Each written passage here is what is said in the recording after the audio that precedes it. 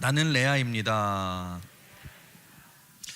여러분, 지난주에는 어떤 말씀을 나누었냐? 이삭이 낳은 이 쌍둥이의 둘째로 태어나서 야곱의 이야기를 나누었죠.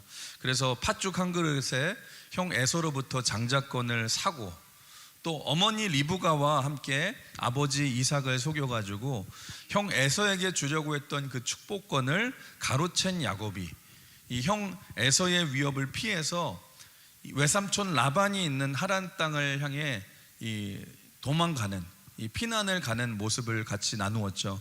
그런데 그 중간에 베델이라는 땅에서 살아계신 하나님을 인격적으로 만나게 됩니다. 돌베개를 베고 잘 정도로 가장 야곱의 인생에서 외롭고 힘든 시간에 하나님께서 야곱에게 나타나 주셔서 이제 약속을 주시는데, 어떤 약속을 주셨냐? 야곱아, 걱정하지 마. 내가 너에게 3가지 약속해 줄게. 너에게 땅 줄게. 자손들 잘 되게 해 줄게. 관계의 축복을 줄게. 약속을 해 주셨는데, 그런 축복들보다 야곱에게 가장 더 큰 위로가 되었던 약속이 뭐였어요? 내가 너와 함께 하리라. 야곱아, 과거에도 내가 너와 함께 있었고 지금도 내가 너와 함께 하고 있고 미래에도 앞으로도 너와 함께 할 거야. 네가 이 땅으로 다시 돌아올 때까지 절대로 너를 떠나지 아니하리라. 그 임마누엘 하나님의 그 약속, 그 함께 하시는 약속에 대해서 지난주에는 말씀을 나누었는데, 오늘 이제 본문인 창세기 29장은 야곱이 이제 하란 땅에서 일어난 일인데, 오늘 말씀은 특별히 우리가 야곱을 주인공으로 삼고 나누는 관점이 아니라, 오늘은 레아라는 인물, 레아라는 한 여인의 인물을 관점으로 두고 우리가 은혜를 좀 나누기를 원하는데요. 여러분, 레아는 누구냐? 레아는 외삼촌 라반의 첫째 딸입니다. 여러분, 어떤 면에서 보면 레아하고 야곱은 참 비슷한 점이 많은 것 같아요. 한번 생각해 보세요. 야곱의 라이벌은 누구였어요? 열등감을 느끼는 사람은 늘 형 에서였습니다. 레아도 라이벌이 누굽니까? 동생 라헬이죠. 라헬. 우리 한번 읽어볼까요? 16절 17절 화면 보시고 시작. 라반에게 2딸이 있으니 언니 이름은 레아요 아우의 이름은 라헬이라. 레아는 시력이 약하고 라헬은 곱고 아리따우니. 언니의 이름은 레아요, 동생의 이름은 라헬이라. 그런데 이제 두 사람을 성경이 뭐라고 묘사하냐? 레아는 시력이 약하고 라헬은 곱고 아리따웠다. 근데 여러분, 좀 이상하지 않습니까? 아니, 라헬은 예쁘다고 성경에서 말하는데 레아는 왜 굳이 시력이 안 좋았다는 말을 할까? 한마디로 말하면 그 말은 무슨 뜻이냐? 레아는 못생겼다라는 뜻입니다. 그러니까 성경에서 보시면 성경이 거짓말을 안 하잖아요. 성경에서 예쁜 사람은 꼭 예쁘다고 표시를 하더라고요. 근데 이건 레아를 설명할 때는 아무 그런 말 없이 그냥 시력이 안 좋았더라 하는 것은, 물론 시력도 안 좋았겠지만 이거는 예쁘지 않았다는 말이에요. 그러니까 레아는 어떤 인물이냐? 동생 라헬하고 비교해서 외모도 비교가 되고, 심지어는 야곱조차 누굴 더 좋아합니까? 라헬을 훨씬 더 좋아하는 거예요. 우리 18절 같이 읽어볼까요? 18절 시작. 야곱이 라헬을 더 사랑함으로 대답하되 내가 외삼촌의 작은 딸 라헬을 위하여 외삼촌에게 7년을 섬기리이다. 지금 외삼촌 라반의 집으로 온 이 야곱이 거기서 열심히 일을 돕고 섬기고 있는데, 대뜸 라반에게 야곱이 이런 제안을 합니다. 외삼촌, 저는 라헬에게 첫눈에 반했습니다. 라헬을 너무너무 사랑합니다. 그래서 저에게 품삯 주지 않으셔도 돼요. 품삯 대신 7년을 외삼촌을 위해 열심히 일할 테니 둘째 딸 라헬을 저에게 주십시오. 그래서 여러분, 예쁘고 인기가 많은 이 사람이 라헬이었고, 그에 비해 언니 레아는 어떻습니까? 예쁘지도 않고, 여러분, 인기도 없고, 눈도 안 좋고, 철저하게 소외되고, 여러분, 외면된 그런 존재, 불쌍한 존재가 레아라는 것입니다. 여러분, 그렇다면 여러분들에게 질문을 하나 드릴게요. 여러분들이 생각하기에 여러분은 나는 라헬 같으세요? 아니면 레아 같으세요? 여러분, 뭐라고 생각합니까? 물론 여러분, 외모에 자신 있는 분들은 속으로 그러겠죠. 목사님, 저는 당연히 라헬입니다. 근데 여러분 한번 옆 사람 얼굴 한번 보세요. 스캔해 보세요. 옆 사람 얼굴 한번 스캔해 보시고 이 사람이 라헬인가 레아인가 얼굴 한번 보시고 우리 옆 사람 한번 이렇게 인사해 볼까요? 당신은 레아입니다. 여러분 제가 보기에 저를 비롯해서 여러분 여기 있는 대부분의 사람들은 저는 레아라고 생각하는데, 왜냐하면 우리가 다 보통 사람들이고 다 남들과 비교해서 여러분 열등감을 가지고 있고 소외된 존재들이 우리 아닙니까? 여러분 레아의 모습이 어쩌면 야곱의 모습과 정말 비슷했다라는 거예요. 여러분 야곱이 어땠습니까? 아버지 이삭은 형 에서만을 사랑하고 에서만을 편애하고, 그래서 여러분 아버지 이삭의 취미가 뭐였는 줄 아세요? 제 생각에 그랬을 것 같아요. 항상 에서를 불러요. 에서야 이리 와라. 그러면 내 아버지 한번 하면 그냥 에서의 복슬복슬한 털을 만지는 게 여러분 그게 취미인 거예요. 그냥 털 만지면서 아이고 좋다, 아이고 좋다, 너무너무 좋아하니까. 근데 그 모습을 여러분 저 멀리 창문에서 물끄러미 바라보면서 눈물을 흘리면서 나도 저런 아버지의 사랑을 좀 받아보고 싶다, 그렇게 눈물을 흘리던 존재가 야곱이잖아요. 그런데 여러분 야곱이 얼마나 라헬을 사랑했는지 20절 또 읽어볼까요? 20절 시작. 야곱이 라헬을 위하여 7년 동안 라반을 섬겼으나 그를 사랑하는 까닭에 7년을 며칠같이 여겼더라. 아멘. 여러분 사랑하면은 지루하지 않습니다. 사랑하면 시간이 금방 지나가잖아요. 지금 야곱이 그런 라헬을 너무너무 좋아하니까 7년을 며칠같이 섬기면서 금방 시간이 지나간 거예요. 그리고 이제 7년이 지났습니다. 21절 22절 또 읽어볼까요? 시작. 야곱이 라반에게 이르되 내 기한이 찼으니 내 아내를 내게 주소서. 내가 그에게 들어가겠나이다. 라반이 그곳 사람을 다 모아 잔치하고. 이제 약속대로 야곱이 라헬과 결혼하기 위해서 잔치를 벌이는데 막 즐겁고 여러분 화려하고 왁자지껄하고 밝은 분위기 속에서 저편 한쪽 구석에서 외롭게 표정이 굳어있는 레아가 있습니다. 여러분 아버지 라반이 그런 레아를 보니까 마음이 너무너무 아프겠죠. 그래서 아버지 라반이 레아를 부른 거예요. 레아야 레아라 이리 좀 와봐. 예 아버지. 이제 라반이 말하는 거야. 레아야 너 내일 동생 라헬 결혼식인 거 알지? 네. 아유 많이 속상하고 많이 힘들지. 그러자 레아가 굳은 얼굴로 아무 대답도 하지 못해요. 그때 아버지가 이런 제안을 하는 거예요. 레아야 너 마음 아파도 잘 들어야 돼. 세상은 가혹한 거야. 세상은 쉽지 않아. 그런데 이 아빠가 보기에 네 얼굴로는 정상적으로 시집 가기는 힘들 것 같아. 그러니 너 내 말 잘 들으면 시집 가는 길이 열릴 거야.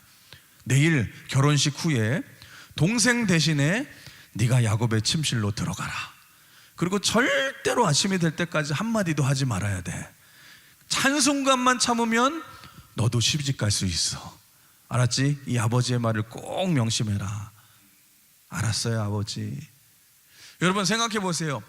레아가 여러분 여자로서 얼마나 수치심과 수모감을 많이 느꼈겠습니까? 여러분 보통 여자들이 결혼에 대한 환상이 있지 않습니까? 어떤 환상이에요? 모든 사람들에게 축복을 받으면서 가장 아름다운 그 결혼식의 주인공이 되고 싶은 환상이 있잖아요. 그런데 레아는 어떤 인생이냐? 그런 환상을 이룰 수도 없이 남을 속여서 결혼을 해야 되는 그런 불쌍한 인생. 여러분 드디어 첫날 밤이 되었습니다. 첫날 밤이 되었는데 당시는 고대 사회니까 무슨 형광등이 있습니까? 뭐가 있습니까? 뭐 불이 아무것도 없을 때에 그 어둠 속에서 야곱이 아주 사랑스러운 목소리로 라헬의 이름을 부르는 거예요. 라헬. 좀 비슷합니까? 사랑스러워 보여. 라헬 거기 있지? 그러면서 말하는 거예요. 사랑해 라헬 이리 와봐. 레아는 어둠 속에서 아무 말도 할 수 없죠. 그리고 나서 신혼 첫날 밤이 탁 지나고 나서 이제 아침이 밝았습니다. 근데 아침에 야곱이 눈을 떠보니 이게 웬일입니까? 야곱이 레아를 보고서 놀라서 막 기겁을 하게 되는 거예요. 오, 이게 뭐야? 레아가 왜 여기 있는 거야? 당장 나가, 당장 나가. 그러면서 저만의 상상입니다. 아마 야곱이 너무너무 놀라서 옆에 있는 것을 막 그냥 막 다 집어서 던졌을 것 같아요. 나가 그러면서 이불이며 비계며 딱 던졌는데, 비계를 던졌는데 비계가 때마침 목침이네. 날아가가지고 레아 여기를 팍 맞아가지고 레아 눈 밑에서 피가 주르르 흐르기 시작해요. 여러분 생각해 보세요. 그때 레아의 심정이 어떠했을까? 여러분 죽고 싶지 않았겠습니까? 내가 이런 수치를 당하고 내가 이렇게 살아서 뭐하나, 이런 소외감과 상처와 버림받은 것 같은 마음을 가진 인물.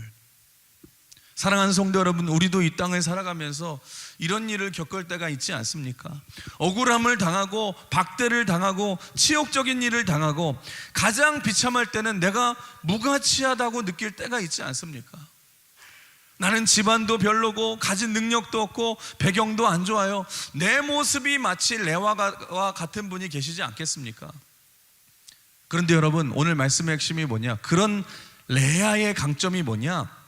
여러분, 레아는 그 아픔을 가지고 하나님 앞에 나아갔다라는 것입니다. 레아의 인생은 이렇게 버림받고 소외되고 외로운 인생이었지만, 이때부터 레아가 하나님의 은혜를 구하면서 하나님 앞에 기도하기 시작하는데, 놀라운 사실은 뭐냐? 하나님의 은혜를 구하자 레아의 인생에 하나님의 은혜가 임하기 시작한 거예요. 여러분, 은혜라는 게 뭐예요? 은혜는 나는 부족하고 연약하고 자격이 없습니다. 하나님, 내 인생을 도와주세요. 내 인생을 인도해 주세요. 위로부터 주어지는 하나님의 선물이 은혜 아닙니까? 레아는 지금 이 사건을 계기로 내가 하나님의 은혜 없이는 살 수 없는 존재임을 처절하게 깨닫고 하나님께 구하기 시작했다라는 거예요. 하나님, 나 혼자 이렇게 외롭게 살 수 없어요. 하나님 도와주세요. 하나님, 은혜 외에는 살 길이 없어요. 사랑하는 성도 여러분, 우리 하나님은 은혜를 구하며 기도하는 인생은 절대로 외면하지 않으시는 줄 믿습니다. 출애굽기도 보시면 출애굽의 역사가 어떻게 시작되었냐? 애굽에서 고통받는 이스라엘 백성들이 하나님께 살려달라고 부르짖자 성경에 보면 이런 말씀이 있어요. 하나님께서 그들의 모습을 보시고 그들의 부르짖는 기도 소리를 들으셨다라고 나와요. 여러분, 성경에 보시면 늘 하나님이 보시고 들으시면 무슨 일이 일어나냐?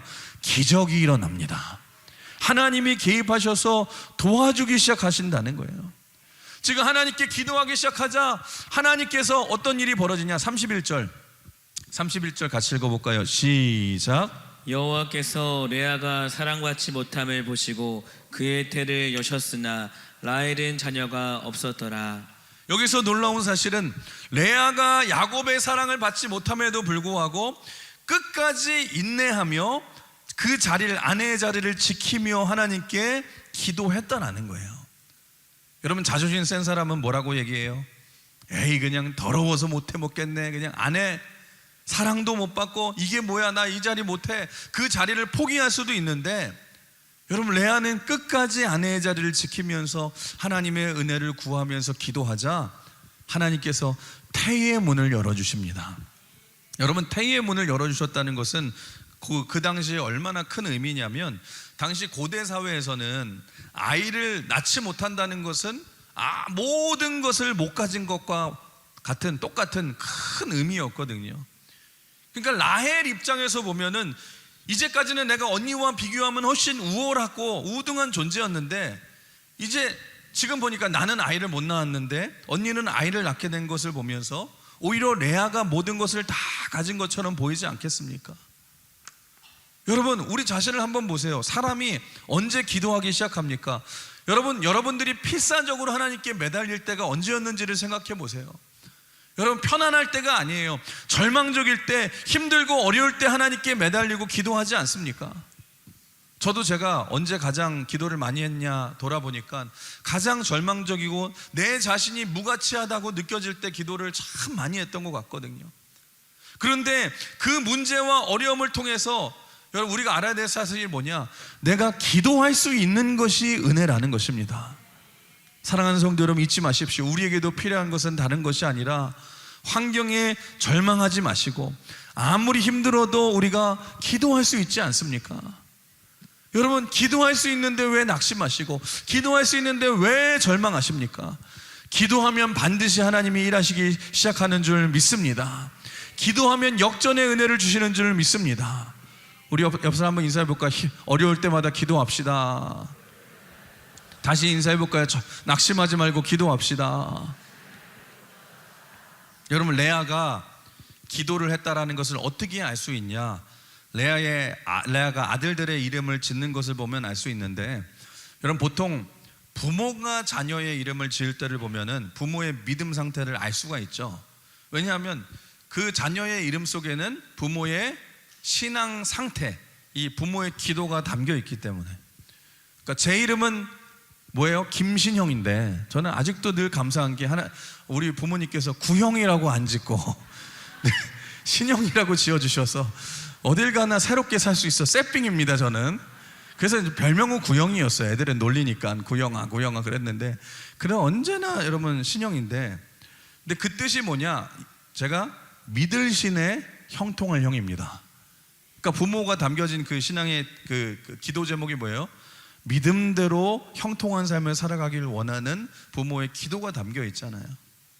지금 슬픔을 가지고 하나님 앞에 나아가서 레아가 은혜를 구하자 하나님께서 다른 방식으로 막 길을 열어주시기 시작하는데, 여러분, 이 가문이 어떤 가문입니까? 족장 가문이잖아요.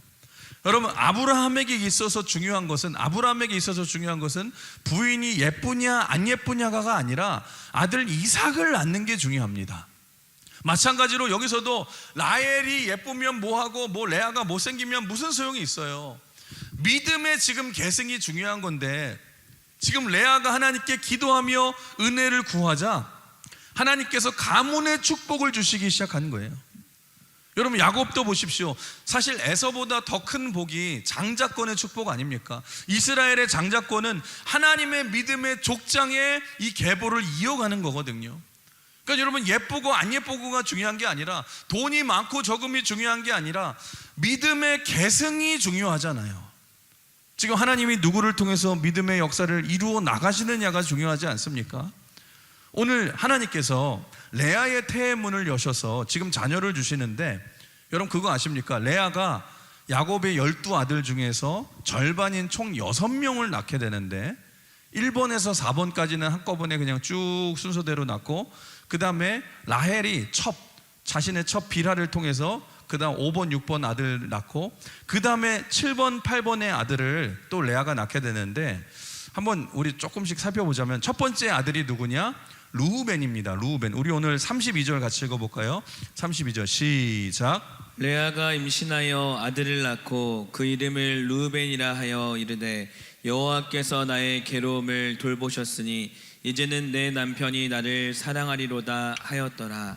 자, 루벤의 뜻은 뭐냐? 보라, 아들이다, 이러는 거예요. 그러니까 한마디로 말해서 와, 아들이다, 이런 뜻이에요. 지금 슬픔 중에 있던 레아에게 가문의 축복인 지금 아들을 주시니까 레아가 얼마나 기분이 좋겠습니까? 그러니까 이 아들의 이름을 뭐라고 지었냐? 루벤. 뜻이 뭐예요? 보라, 아들이라. 막 놀란 거죠. 여러분, 이때 평생 라헬과 비교하며 열등감에 살던 레아가 처음으로 역전을 경험합니다. 동생 라헬이 가지지 못한 것을 지금 가진 것 아닙니까? 한마디로 말하면 이런 거죠. 봐라, 나 아들이다, 아들 낳았다, 이런 뜻이죠. 이제는 승리감에 좀 내세울 것이 생긴 거잖아요. 그런데 여러분, 이때는 아직도 레아의 믿음이 여러분 미성숙한 상태인데, 내가 기도했더니 하나님께서 태의 문을 열어서 여러분 아기를 주신 것은 좋은데, 아직까지는 레아가 하나님을 온전히 바라보기보다는 이 남편의 사랑을 받기 위한 수단으로 지금 아들을 낳고 있는 것 아닙니까? 뭐라고 그래요? 내가 아들을 낳았으니 남편이 이제는 나를 사랑해 줄 거야. 아직까지 하나님보다 남편의 사랑이 목말라 있기 때문에 하나님이 주신 은혜도 다 조건이 되어버려서 남편의 사랑을 받기 위한 그 목적을 이루기 위한 도구로 사용하고 하잖아요. 그럼에도 불구하고 레아가 여전히 남편의 사랑을 받지 못할 때에 둘째 아들을 낳게 되죠. 우리 한번 33절 읽어볼까요? 시작. 그가 다시 임신하여 아들을 낳고 이르되 여호와께서 내가 사랑받지 못함을 들으셨으므로 내게 이 아들도 주셨다 하고 그의 이름을 시므온이라 하였으며. 자, 둘째 아들의 이름은 시므온인데 여러분 시므온, 사무엘 다 어근이 똑같습니다. 샤마라는 이 뜻인데 그게 무슨 뜻이냐? 하나님이 들으셨다라는 뜻이에요. 그러니까 하나님이 내 기도를 들으셨다. 레아가 하나님 앞에 또 간절히 기도했을 때에 하나님께서 내 기도를 들어주시고 또 아들을 주셨다는 뜻입니다. 근데 여기서는 한 가지 좀 발전이 있죠. 레아가 이제는 레아의 고백 속에서 남편이라는 말이 사라지고 하나님이 좀 더 강조가 되기 시작합니다. 하나님께서 내 상실된 것을 채워주시기 위해서 아들을 또 주셨습니다. 하나님께 조금 더 가까이 나아가지 않습니까? 그리고 나서 이제 셋째 아들을 또 낳는데 셋째 아들의 이름을 레위라고 짓죠. 우리 34절 같이 읽어볼까요? 34절 시작. 그가 또 임신하여 아들을 낳고 이르되 내가 그에게 새 아들을 낳았으니 내 남편이 지금부터 나와 연합하리로다 하고 그 이름을 레위라 하였으며. 레위라는 이름의 뜻은 뭐냐? 연합하다, 하나가 됐다라는 뜻인데 아마도 이 레아가 이런 생각을 했던 것 같아요. 내가 이제 아들을 셋이나 낳았으니 이제 남편 야곱이 나를 더 사랑해 주겠지, 나한테 오겠지. 나는 이제 사랑받을 권리가 있고 야곱을 차지할 권리가 있어. 여러분 이렇게 생각했던 것 같아요. 제가 볼 때 지금 레아가 첫째 아들, 둘째 아들, 셋째 아들을 낳을 때까지는 자기 뜻과 자기 욕심을 채우려고 했던 기도를 했던 것 같아요. 근데 어떻게 보면은 축복만을 위한 기도 아닙니까? 그런데 저는요, 이런 기도, 이런 것들이 무조건 나쁜 것만은 아니라고 생각합니다. 아니 여러분, 하나님 앞에 답을 얻기 위해 나아가는 게 무조건 나쁜 건 아니잖아요. 근데 더 중요한 사실은 뭐냐? 여러분, 더 성숙하고 더 깊은 기도 가운데로 나아가기 위해서 반드시 거쳐야 되는 단계가 여러분 덜 성숙한 기도 아닙니까? 아니 미성숙한 기도가 있어야지, 그 단계를 거쳐야지 나중에 기도가 성숙해지고 깊은 기도가 되잖아요. 무슨 말이냐? 레아가 첫째 아들, 둘째 아들, 셋째 아들을 낳으면서 이제는 하나님께서 응답해 주시고 도와주셔서 내가 아들을 낳아서 남편의 사랑을 받을 수 있어, 이런 자신의 욕심을 채우기 위한 수단으로서 지금 기도를 하다가 어느 순간인가 자기 기대대로 채워지지 않음을 깨달은 것 같아요. 이런 많은 시행착오와 여러분 많은 깊은 성찰을 통해서 지금 레아가 중요한 사실을 깨달은 것 같습니다. 아, 남편으로서는 결코 내가 만족할 수 없구나. 그럼에도 불구하고 남편 야곱의 사랑을 받지 못함을 보고 레아가 뭘 느꼈냐? 아, 세상에서 목마름을 채울 수 있는, 내 목마름을 채워줄 수 있는 사람이 아무도 없구나. 무엇이 변치 않아 내 소망이 될 수 있으며 무엇이 한결같아 내 뜻을, 내 삶을 채워줄 수 있으며 그 누가 내 인생을 만족할 수 있을까?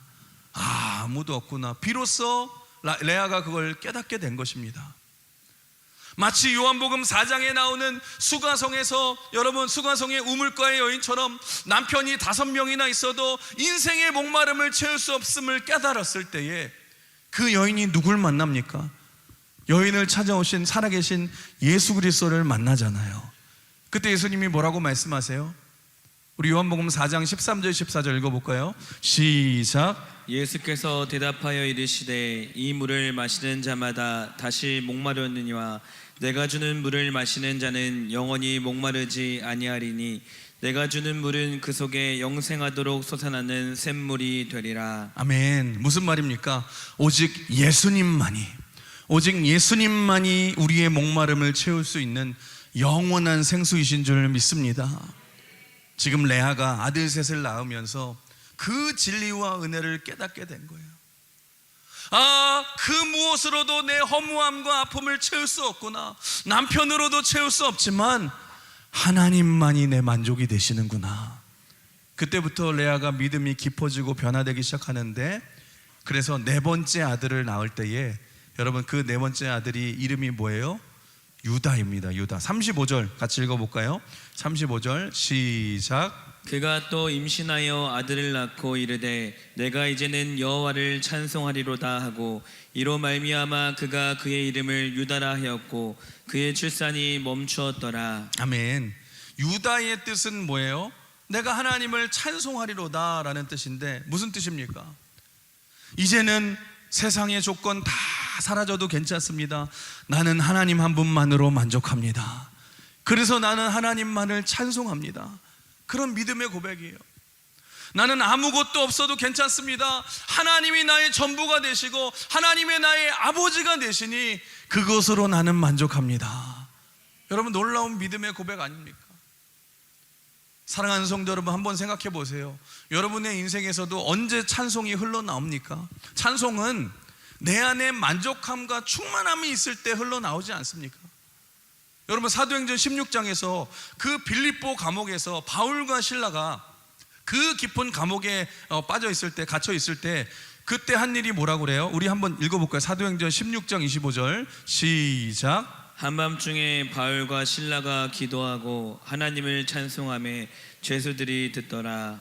지금 최악의 조건에서도 바울과 실라가 하나님께 기도하고 찬송했다라고 말을 합니다. 여러분, 한번 생각해 보세요. 어떻게 최악의 조건과 상황에서도 찬송할 수 있었을까?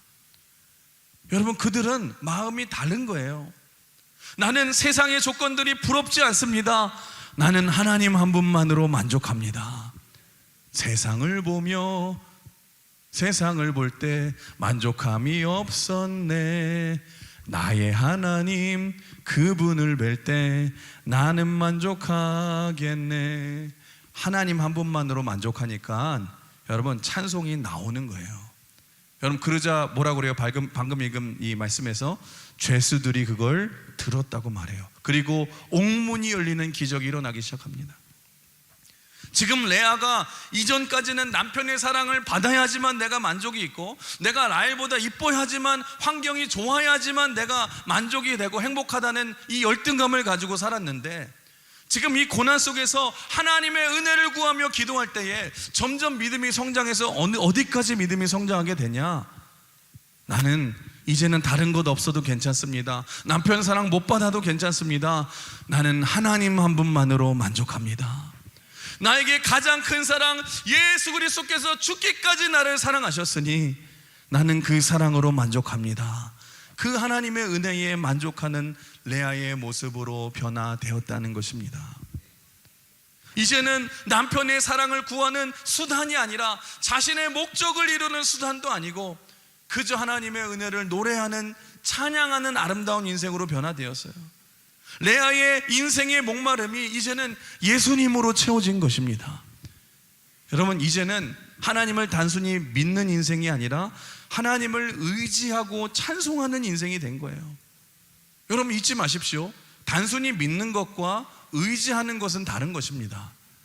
여러분, 내가 남편이 있어도 이 남자가 내 남편이라는 것을 단순히 믿는 것과 내가 이 남편을 의지한다라는 것은 하늘과 땅 차이예요.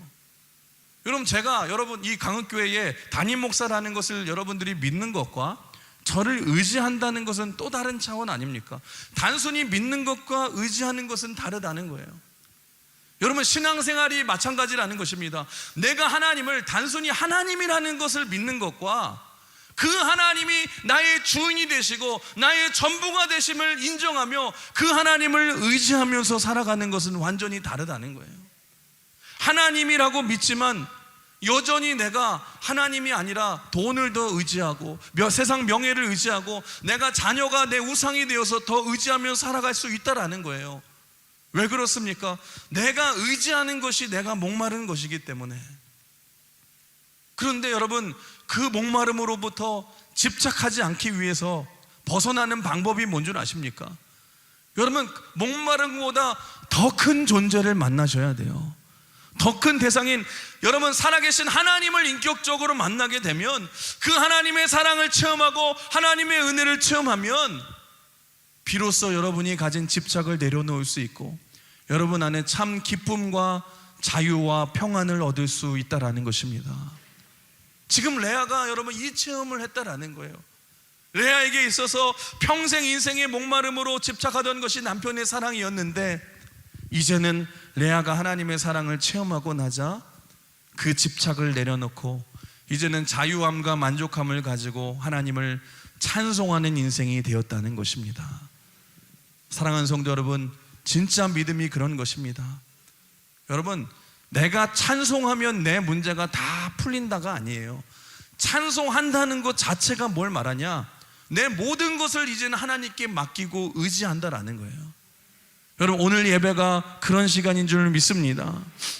무거운 짐을 나 홀로 지고 견디다 못해 쓰러질 때 불쌍히 여겨 구원해 주리 은혜의 주님 내 주 예수. 여러분, 모든 무거운 짐들을 예수님께 맡기는 시간, 그 시간이 지금 이 예배 시간 아닙니까? 여러분, 놀라운 사실은 나중에 이 유다 지파가 나중에 어떤 지파가 된 줄 아세요? 여러분, 나중에 예수님이 탄생하시는 메시아 지파가 됩니다. 그 구원자 예수 그리스도의 뿌리가 지금 이 유다 지파에서 나왔다는 것입니다. 놀랍지 않습니까? 여러분, 인생의 곰핍함 속에서 하나님의 은혜를 구하는 한 이 비천한 여인의 기도를 통해서 그 자손에서 예수님 메시아가 탄생하는 은혜를 누리게 되었다는 것입니다. 사랑하는 성도 여러분, 지금 어떤 어려움 가운데 계십니까? 어떤 목마름을 가지고 계십니까? 여러분, 더 큰 존재를 만나야 될 줄 믿습니다. 예수님의 십자가의 사랑을 만나십시오. 그 사랑을 체험해 보십시오. 살아계신 하나님을 만나야 되고 하나님의 은혜를 구하는 인생이 되십시오. 그럴 때 비로소 레아처럼 만족하고 찬송하는 인생이 될 줄 믿습니다. 반면에 라헬은 어떻게 된 줄 아세요? 성경을 보시면 라헬은 여러분 인간적인 방법으로 자기 얼굴과 미모와 가진 것을 믿고 나아갔지, 여러분 기도했다라는 말이 없어요. 오히려 남편에게 화내고 난리를 치면서 인간적인 방법을 나중에 쓰기 시작하는데, 자기가 아이를 낳지 못하니까 자기 여종 비라를 그 남편에게 씨바지로 줘서 나중에 2명의 아들을 낳게 되죠. 그러니까 12명의 아들 중에 5번째와 6번째 아들을 낳게 되는데, 5번째 아들의 이름이 단입니다. 단. 그러니까 단의 뜻은 뭐냐? 억울함을 풀어주심이에요. 억울함. 아니, 애 이름을 어떻게 무슨 억울함을 풀어주심이라고 짓습니까? 생각해 보세요. 아들 이름이 김억울함을 풀어주심이에요. 그러면은 여러분 뭐 이렇게 선생님 부르게 때 추석부 부를 때 그러겠죠. 김억푸. 그래서 김억푸가 뭐야? 억울함을 풀어주심. 얼마나 애들한테 놀림을 많이 받겠어요. 우리 예전에 우리 어르신들이 옛날에 그런 이름들 많잖아요. 이름들을 보면은 부모님의 상처와 한과 서러움이 보이는 이름들이 막 그런 이름 있죠. 이 중에도 계실 수 있는데 뭐 김끝순, 김또순. 그러니까 무슨 말이에요? 부모님이 아들을 원했는데 딸이 또 나왔다는 거예요. 그러면서 또순, 끝순. 그 뜻이 뭐예요? 네가 마지막이야. 여러분 막 이런 뜻이잖아요. 얼마나 안타깝지 않습니까? 지금 단지파가 막 그런 이름이잖아요. 여러분 나중에 단지파는 이단지파가 되고 하나님을 저항하다가 사라지는 지파가 됩니다. 6번째, 라헬이 여종을 통해서 낳은 6번째 아들이 누구냐? 납달리인데, 납달리의 뜻은 뭐냐? 경쟁이라는 뜻이에요. 경쟁. 지금 언니 레아가 이 6번째 아들까지 총 낳았을 때 언니 레아가 4명을 낳았고, 이제 나도 여종 비라를 통해서 2명을 낳았으니까 이제 4대2죠 한마디로 말하면 이거 이제 좀 할만하다. 그래, 이제 좀 한번 뜨자, 맞짱 뜨자. 그러면 한번 경쟁해보자, 이런 뜻입니다. 보시면 라헬과 지금 레아의 믿음의 수준 차이가 크게 나지 않습니까? 여러분, 라헬은 깊이가 없습니다. 기껏해야 억울함을 풀고 기껏해야 경쟁하는 수준 아닙니까? 그 안에 하나님의 은혜가 없잖아요. 그랬더니 그런 하나님께서 라헬의 교만함을 꺾으시기 위함인지 몰라도 바로 레아의 태를 또 여셔서 레아가 7번째, 8번째 아들을 낳게 하시는데, 7번째 아들의 이름은 이사갈입니다. 이사갈의 뜻은 뭐냐? 복되다, 하나님이 압도적인 축복을 주셨도다, 그 뜻이고, 8번째 아들은 스불론인데, 스불론은 무슨 뜻이냐? dwell, 하나님 앞에 내가 영원히 거하기를 원합니다, 그 뜻이에요. 결국에 압도적인 은혜로 레아가 승리를 거두지 않습니까? 그리고 결국 레아의 마지막은 어떻게 끝나냐? 여러분 창세기 49장에 보시면 야곱이 죽으면서 유언을 남기는데 자신의 유언을 이렇게 말을 합니다. 우리 49장 30절 31절 같이 읽어볼까요? 시작. 이 굴은 가나안 땅 마므레 앞 막벨라 밭에 있는 것이라. 아브라함이 햇사람 에브론에게서 밭과 함께 사서 그의 매장지를 삼았으므로 아브라함과 그의 아내 사라가 거기 장사되었고 이삭과 그의 아내 리브가도 거기 장사되었으며 나도 레아를 그곳에 장사하였노라. 아멘. 그러니까 무슨 말이냐? 지금 야곱이 유언을 하면서 그 헤브론에 있는 막벨라 굴에 나를 묻어달라 얘기를 하는데, 거기 보면 지금 누가 묻혀 있어요? 1대 족장이었던 아브라함과 사라가 묻혀 있고, 2대였던 이삭과 리브가가 묻혀 있고, 그 다음에 누가 묻혀 있다고 그래요? 레아가 거기에 묻혀 있는데 이제 나를 거기에 묻혀달라. 그러니까 한마디로 말하면 뭐예요? 나를 레아 옆에 묻어달라는 뜻이에요. 무슨 말입니까? 야곱의 진정한 아내는 레아였다라고 성경이 말하고 있는 것 아닙니까? 야곱에게는 4명의 아내가 있었지만 하나님이 진짜 인정하시는 아내는 라헬도 아니었고 여종 빌하와 실바도 아니었고 하나님의 은혜를 입은 레아였다라는 것입니다. 사랑하는 성도 여러분, 말씀을 정리하면서 오늘 말씀을 통해서 여러분 이거 하나만 기억했으면 좋겠어요. 우리도 레아와 같은 인생입니다. 제가 오늘 제목을 그렇게 잡았어요. 나는 레아입니다. 나는 레아입니다. 우리 평생의 인생의 열등감과 소외감과 이 부족함을 가지고 우리가 살지만, 그래도 여러분 레아가 승리할 수 있었던 이유는 딱 하나예요. 여러분, 하나님의 은혜를 붙들고 기도하며 나아갈 때에 하나님께서 넘치는 은혜로 레아를 변화시키고 영광스럽게 세워주신 줄 믿습니다. 내가 하나님의 은혜가 없이는 내가 살 수 없습니다. 내 아픔과 슬픔을 하시는 그 주님, 내 남편으로도 채울 수 없는 그 만족함을 주님 채워 주시옵소서. 레아는 평생 남편을 우상으로 놓고 남편에게 사랑받기 위해 몸부림칠 때에는 목마름밖에 없었지만, 여러분 하나님의 은혜를 만나고 난 후에 깊이 기도하면서 그 하나님 안에서 진정한 은혜와 만족을 체험하게 됩니다. 그리고 그 열악한 조건 속에서도 사라와 리브가를 잇는 이스라엘의 족보에 세워지게 되었고, 나중에 레아를 통해서 유다를 통해서 예수 그리스도 우리를 구원한 메시아가 탄생하게 하는 영광스러운 은혜를 누리게 되지 않습니까? 사랑하는 성도 여러분, 우리도 마찬가지예요. 여러분 우리가 레아입니다. 우리가 레아입니다. 오늘 여러분 어떤 아픔과 열등감과 허무함과 여러분 빈손 가운데 있다 할지라도 그 빈손 가운데 하나님의 은혜를 구하며 나아가십시오. 여러분 예수 그리스도의 십자가의 은혜를 구하며 나아가십시오. 그러면 저는 분명히 믿습니다. 반드시 레아와 같은 하나님의 은혜로 여러분을 인도해 주시고 풍성한 은혜를 부어주셔서 압도적인 은혜로 반드시 최종 승리하는 영광스러운 인생이 될 줄 믿습니다. 세상의 은혜를 구하는 것이 아니라 여러분 예수님만으로 우리가 충만하여서 여러분 하나님이 주시는 그 참 평안과 은혜로 날마다 승리하며 그 은혜로 나아가시는 사랑하는 저와 여러분이 되시길 주님의 이름으로 축원합니다. 그 은혜로 승리하시길 주님의 이름으로 축복합니다. 우리 같이 찬양하기 원하는데요.